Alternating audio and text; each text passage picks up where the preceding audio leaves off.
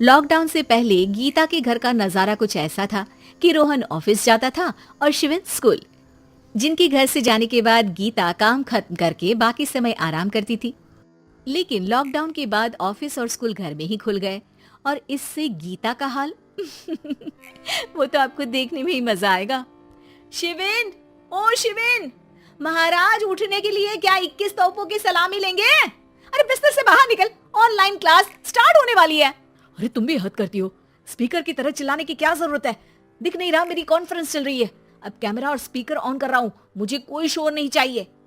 इस पर जैसे ही रोहन लैपटॉप का कैमरा और स्पीकर ऑन करता है तभी कुकर की सीटी बजती है। करा लो अब इसे चुप, लॉकडाउन नहीं हुआ, मेरी मौत का फरमान जारी हो गया। दोनों बाप बेटे ने नाक में दम किया हुआ है। ऐसा बोलकर गीता वहां से शिविन के कमरे में पहुंच जाती है, जहां शिविन अभी भी सो रहा होता है। ओ आलसी, अब अगर 5 मिनट में नहीं उठाना तो आज तेरा गेम और यूट्यूब कैंसिल।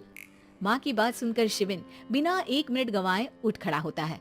उठ गया, अभी नहाकर भी आता हूँ। ये नाटक कहीं और, मुंह पर गीला कपड़ा मार और पढ़ने बैठ। शिविन की ऑनलाइन क्लास स्टार्ट हो जाती है, जिस पर गीता उसे वहां बिठाकर रसोई में चली जाती है। थोड़ी देर में उसे कमरे से कुछ आवाज सुनाई देती है, जिसे सुनकर वो कमरे में वापस आती है।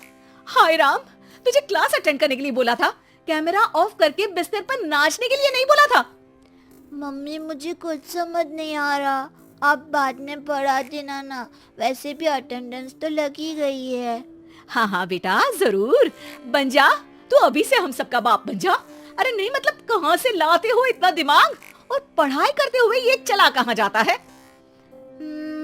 नाइस क्वेश्चन, दिमाग से पूछकर बता दूंगा। शिविन की बातों से परेशान होकर गीता उसे मारने के लिए जैसे ही आगे बढ़ती है तभी वो कमरे से बाहर भाग जाता है। अब शिविन आगे और गीता हाथ में चप्पल पकड़े उसके पीछे पूरे घर में दोनों घूम रहे होते हैं। इसी बीच वो रोहन के पास पहुंच जाता है और शिविन को मारने वाली चप्पल रोहन के लैपटॉप पर जाकर गिरती है। ओए माँ! मम्मी, अब पापा को चप्पल मार रही हो? वो आज तक के रिपोर्टर, चुपचाप जाकर क्लास अटेंड कर ले, नहीं तो अगली तेरे पीछे लगेगी। इस पर शिविन वहां से चला जाता है, जिसके बाद रोहन गीता से कहता है, इस सर्कस के लिए कुछ बोलना चाहोगी? अरे क्या करूं, जब से तुम दोनों घर में रहने लगे हो, घर अपने आप ही सर्कस बन गया है और मैं तुम्हारी नौकर। कभी बेटी को संभालो तो कभी बाप के नखरे उठाओ। इन्हीं सब उथल पुथल में दिन बीतते रहते हैं, जिसमें हर रोज घर के अंदर कुछ नया सियप्पा खड़ा मिलता है, जो ज्यादातर शिविन और रोहन की ऑनलाइन स्कूल और ऑफिस से रिलेटेड ही होता है। एक सुबह, शिविन चल उठ, आज की क्लास जल्दी है। कैमरा ऑफ करके आप अटेंड कर लो। अरे ऐसे छित्तर पड़ेंगे, दादी नानी सब एक साथ याद आ जाएंगी। गीता की लाख मशक्कतों के बाद क्लास तो खत्म हो जाती है, लेकिन उसके बाद शिविन फोन इस्तेमाल करते हुए इंस्टाग्राम रील बनाने लगता है। रसोड़े में कौन था? तुम थी, मैं थी, कौन था?